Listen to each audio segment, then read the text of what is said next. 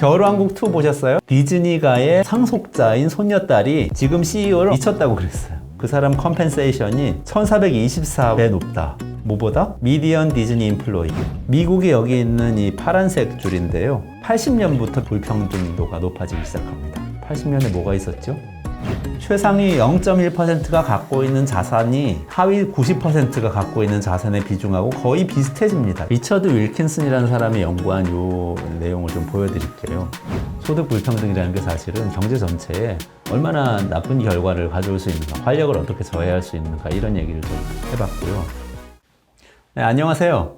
겨울왕국 2 보셨어요? 애니메이션 디즈니에서 만든 거죠. 저 주말에 애들하고 같이 보러 갔다 왔는데 사람 엄청 많더라고요. 가실 때 주의하세요. 예매 꼭 하시고. 근데 나흘 동안에 무슨 400만 명이 봤다는 등 그런 얘기 뉴스에 나오더라고요. 근데 그때 영화 값을 내면서 제가 이런 생각했어요. 이 돈 어디로 가는 거지? 하고 생각하다가 이게 생각이 났습니다. 얼마 전에 이런 기사가 있었어요. 디즈니가의 상속자인 손녀딸이 지금 CEO를 엄청 비난했다. 이런 기사 본 기억이 제가 나가지고 검색을 한번 해보려고요. 에비게일 디즈니거든요. 이 디즈니 이 손녀딸이. 에비게일이 그 랍 디즈니의 손녀예요. 랍 디즈니가 월트 디즈니하고 같이 옛날에 디즈니 같이 창업한 거예요. 현재 CEO 이름이 밥 아이거고요. 제가 인세인이라는 단어가 생각납니다. 미쳤다고 그랬어요. 그러니까 현재 CEO인 밥 아이건 미쳤다 이렇게 얘기했는데 뭐라고 그랬는지 한번 보죠. 영어로 검색합니다. 당연히 미국 사람이에요. 그래서 영어로 다 씁니다. 여기 있네. 베니티 페어에 나왔어요. 베니티 페어 굉장히 유명한 잡지죠. 굉장히 유명한데 이게 접속이 잘 안 돼. 이 접속 느리니까 패스트 컴퍼니로 갈게요. 확실히 패스트 컴퍼니가 패스트하네. 패스트 컴퍼니도 아시죠? 그 잡지예요. 이게 주로 하이테크 쪽에 다루는 잡지고 여기 보시면 나왔네요. 디즈니 CEO 밥 아이거's compensation is insane. 에비게일 디즈니가 말했다는 거잖아요. 대단해요. 삼성의 이병철 회장 손녀딸 이런 사람인데 이런 표현을 썼는데 뭐가 인세인했다는 거냐? 사람이 미쳤다는 거냐? 아니죠. 컴펜세이션. 연봉 너무 높다. 이 얘기한 거예요. 그럼 갑자기 이런 생각 들죠. 상속자니까 주식을 많이 갖고 있을 텐데 돈이 아까워서 그러나? 그게 아닙니다. 보세요. 밥 아이거 CEO의 이 컴펜세이션이 65.6밀리언. 이거 얼마야?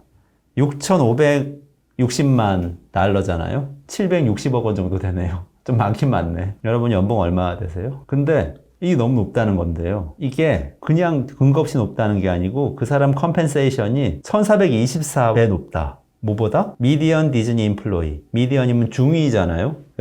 디즈니의 인플로이 직원들 중에서 제일 월급 낮은 사람부터 제일 많은 사람까지 한 줄로 세웠을 때 한가운데 있는 사람의 연봉이 밥 아이거 연봉의 1400분의 1이란 얘기예요. 이건 너무 차이가 난다. 너무 차이가 나기는 하네요. 그러면서 에비게일 뭐라고 그랬냐면 이 표현이 인상적이라서 제가 여기 좀 적어놨어요. 밥은, 이 CEO는 그 사람 자신도 직원의 한 명이라는 사실을 인식해야 한다.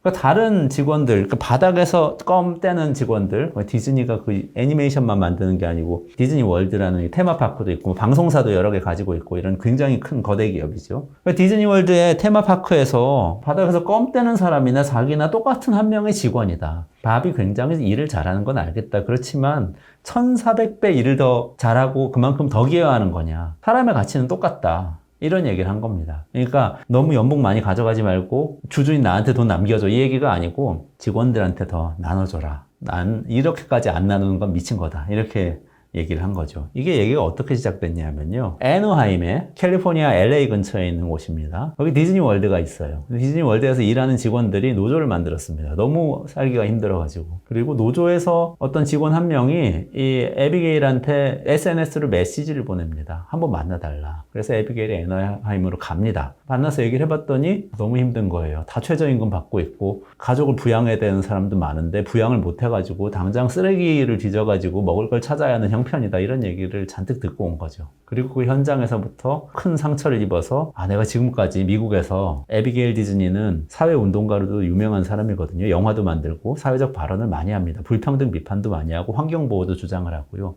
그렇게 활동 많이 해왔는데 정작 내가 물려받은 회사인 디즈니라는 회사에서 사람들이 어떻게 살고 있는지 몰랐다 하면서 숫자를 좀 살펴보기 시작하고 그러면서 경영자들이 엄청나게 말도 안 되는 연봉을 가져가고 일하는 사람들은 너무 작은 임금을 받고 있다는 사실 그리고 주주의 주가를 보양해 주려고 굉장히 많은 자사주 매입하고 있다는 사실을 그때서야 깨닫게 된 거죠. 그러면서 이런 얘기를 한 겁니다. 사실 저도 그래서 제가 소득의 미래라는 책에 많이 쓰기도 했는데요. 거기 3장에 주로 이 얘기를 썼습니다. 소득 불평등이라는 게 미국에서 지금 어떻게 되고 있나 좀 살펴봤어요. 이 그래프를 이제 보시면요. 상위 10% 집단의 소득 비중입니다. 그러니까 상위 10%면 고소득자죠. 그 집단이 전체 소득 안에서 얼마나 가져오냐. 고소득자니까 10%보다는 당연히 더 많이 가져오겠죠. 하지만 역사적으로는 계속 변합니다. 미국이 여기 있는 이 파란색 줄인데요. 1917년부터 한 100년 동안 살펴봤어요. 그랬더니 요 2차 세계대전 직전인 1940년 정도까지는 비슷하게 되게 높은 수치를 보여줍니다.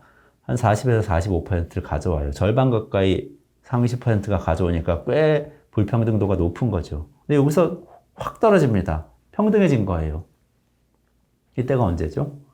대공황이 지나고 프랭클린 루즈벨트 대통령의 집권에서 뉴딜 정책을 펴던 때입니다. 뉴딜 정책에서 정부가 공공지출 많이 늘려서 일자리 만들고 그리고 이 적극적인 복지 정책을 펼치기 시작해서 사회보장제도 기틀을 잡고 그 다음에 노동조합을 상당히 자유롭게 결성할 수 있도록 하고 노동자들에게 힘을 실어줍니다. 그러니까 임금이 올라요. 주로 중하위 계층 임금이 오르면서 평등한 국가가 됩니다. 그리고 나서 미국은 계속 이대로 갑니다. 황금기라고 할 수 있는 1960년대 지나면서도 70년대까지도 이렇게 계속 가다가 80년부터 비로소 다시 불평등도가 높아지기 시작합니다. 80년에 뭐가 있었죠?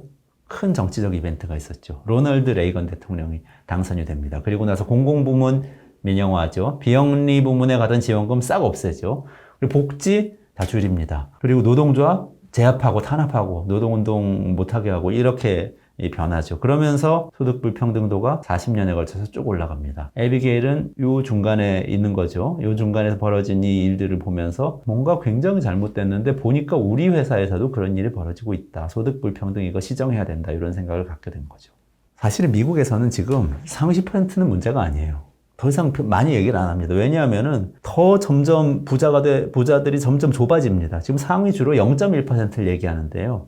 이 그래프를 한번 보세요. 이번엔 소득이 아니고 자산입니다. 최상위 0.1%가 갖고 있는 자산이 비중이 이렇게 높아져서요. 대부분의 나머지 하위 90%가 갖고 있는 자산의 비중하고 거의 비슷해집니다. 0.1%가 갖고 있는 거나 90% 갖고 있는 거나 자산이 거의 비슷해질 정도가 되니까 0.1%에 속한 이 사람, 최상위 부자는 이제 정치고 경제고 뭐고 간에 마음대로 쥐고 흔들 수 있게 되었어요. 그래서 법도, 세제도, 그리고 이 기업의 의사결정도 자기들 마음대로 하는 겁니다. 점점 격차가 더 벌어지는 거죠. 그런 문제에 대해서 에비게일이 얘기를 하고 있는 겁니다. 이게 미국 얘기 아니냐 이렇게 생각하실 수도 있는데 한국이 지금 미국을 따라잡았습니다. 보세요. 여기 한국 그래프 다시 돌아와서 보여드릴게요. 이 하얀 선이 한국이거든요. 50년대, 60년대는 뭐 경제 성장기고 이때는 소득이 조금만 생겨도 고소득자 되니까 그렇다 칩시다. 80년대 이후에 한국은 상당한 기간 동안 소득 불평등도가 높아지지 않았어요. 상위 10%가 그렇게 많이 가져가지 않았습니다. 3분의 1 정도 가져갔어요. 그리고 심지어 이때 1987년 이후에 민주화 이후에 한 10년 동안은 상위 10%의 몫이 줄어듭니다. 미국에서 루즈벨트가 뉴딜 했던 것처럼 그때 같은 효과가 나타난 거예요. 근데 1997년 IMF 구제금융 오고 나서 쫙 오르기 시작하죠. 이 레이건이 미국에서 보인 효과하고 비슷한 효과가 나타나는 거죠. 시장화, 자유화, 공공부문 민영화 이런 거 다 나타났죠. 그러면서 이걸 위대하다고 해야 되나? 미국에서 40년 동안 이룬 업적, 불평등 업적을 20년 만에 달성을 하고 맙니다. 지금 여기에 있어요. 한국이 미국보다, 일본보다, 스웨덴보다, 프랑스보다 어느 OECD 국가보다도 소득 상위 10%가 차지하는 몫이 큽니다. 이렇게 얘기하고 나니까 아니 근데 그거는 불평등 높아지면은 가난한 사람들 문제잖아요. 근데 왜 에비게일이 나서서 얘기를 해요? 에비게일뿐만 아니죠. 빌 게이츠, 워렌 버핏 이런 사람들이 나와서 빈곤 해결해야 된다고 그러면서 돈, 전 재산 기부해서 재단 만들고 이런 일들 하잖아요. 게이츠는 게이츠 파운데이션 만들어서 빈곤층 아동들을 교육시키는 일을 하고 또 아프리카의 질병을 없애는데도 굉장히 많은 연구를 하고 있는데 왜 부자들의 문제가 아닌데 왜 그러냐. 사실은 부자들의 문제이기도 해요. 리처드 윌킨슨이라는 사람이 연구한 요 내용을 좀 보여드릴게요. 굉장히 유명한 분이죠. 불평등 트라우마라는 이 책을 최근에 내기도 했는데 거기 나온 얘기입니다. 소득 불평등이 높은 나라가 이 파란 선이에요. 불평등이 높은 나라에서는 소득 최하위 계층이나 소득 최상위 계층이나 다 불안감이 큽니다. 지위 불안. 내가 갖고 있는 거 뺏길지도 몰라. 밥그릇 지켜야 돼요. 이런 마음이 굉장히 커요. 평등한 국가에서는 이 노란 선인데요. 이게 다 낮아요, 불안감이. 그러니까 평등한 국가에서는 밥그릇 지키려고 막 피 튀기고 싸우지 않고 갈등도 좀 덜하고 부자들 덜 미워하고요. 실패해도 괜찮으니까 좀 마음 놓고 혁신하고 실험을 합니다. 그러다 실패하면 또 다시 이 바닥이 평등하니까 바닥이 굉장히 높잖아요. 높은 바닥에서 다시 시작할 수 있으니까요. 이렇기 때문에 사실은 불평등이란 문제는, 특히 소득 불평등은 제가 이제 제 소득의 미래 책에 3장하고 뭐 1장 이렇게 많이 쓰기도 했는데 부자들의 문제이기도 합니다. 모든 사람들의 문제예요. 이게 겨울왕국 얘기하다가 지금 얘기가 좀 번졌는데요. 에비게일 얘기를 좀 돌아가 볼게요. 에비게일이 그럼 무슨 얘기 하려고 그러는 거냐. 이 사람이 워싱턴 포스트에 되게 자세하게 썼어요. 다시 워싱턴 포스트를, 에비게일 디즈니 워싱턴 포스트 구글에서 검색을 해가지고 들어가 보겠습니다. 재벌가 소녀딸인데 워싱턴 포스트는 미국 유수의 신문 아닙니까? 여기에 칼럼을 기고를 했는데 상당히 수준이 높아요. 너무 부럽더라고요. 우리 재벌가 여러분 분발해 주시기 바랍니다. 뭐 여러 가지 수치를 들어서 미국의 소득 불평등의 문제와 경영의 문제를 여러 가지 지적한 다음에 여기 칼럼의 마지막 부분에 이제 결론적인 얘기들이 나옵니다. 디즈니에 20만 명의 직원들이 있습니다. 그리고 만약에 최하위, 바닥에서 껌대고 있는 이 직원들의 삶을 조금이라도 낫게 만들고 싶다면 최하위 10% 직원들이 그런 사람들인데 경영진이 보너스 포기하면 됩니다. 연봉 원래 높잖아요. 보너스 좀 포기하고 그거 다 모아서 디즈니 20만 명 중에 2만 명한테 쫙 나눠주면 한 사람 앞에 2,000불씩 보너스 줄 수 있는데 이분들한테는 그게 큰 돈이고 삶에 큰 도움이 됩니다. 그리고도 절반이 남아요, 돈이. 이렇게 얘기를 하고 있습니다. 그러니까 좀 같이 일해서 많이 벌었는데 그것은 좀 어렵게 일하는 사람들에도 나누자, 이런 주장을 명시적으로 하고 있는 거죠. 창업가의 소녀딸인데 자기 욕심을 내려놓고 얘기하는 거죠. 그리고 마지막에 이렇게 얘기해요. 만약에 월트 디즈니의 이 리더십에 대해서 내가 제안할 게 있는데 만약에 도덕심이라는 게 조금이라도 있다면 모든 워커, 직원들에게 fairly, 공정하게 처우를 해줘라, 이렇게 얘기를 하고 있습니다. 이게 사실 에비게일이 디즈니에 대해서 한 이야기이기도 하지만 지금 미국 사회에서 미국의 정치인들이나 앞선 지식인들이 미국 사회 전체에 하고 있는 얘기이기도 합니다.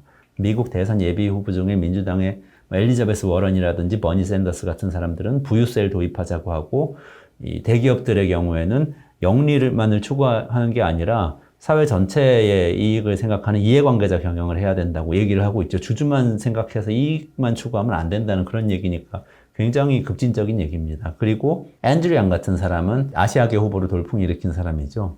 전 국민에게 1인당 $1,000씩 나눠주는 기본소득제를 도입하자, 이렇게 얘기하기도 했어요. 아마존 이런 데 세금 한 푼도 안 낸다, 그렇게 지적을 하기도 했고요. 오늘 에비게일이 디즈니 얘기 제가 말씀드렸는데요. 소득 불평등이라는 게 사실은 경제 전체에 얼마나 나쁜 결과를 가져올 수 있는가, 활력을 어떻게 저해할 수 있는가, 이런 얘기를 좀 해봤고요. 겨울왕국2를 보면서 돈을 내는데 그 돈이 디즈니의 CEO 760억 연봉 받는 이런 사람한테만 가는 게 아니라 바닥에서 껌대고 있는 어려운 미국 디즈니월드의 직원들한테도 가야 된다, 이런 에비게일 얘기 소개해드렸습니다. 한국도 너무 빨리 미국을 따라잡은 나라이기 때문에 이 점은 굉장히 깊이 생각해 봐야 될 그런 메시지인 것 같습니다.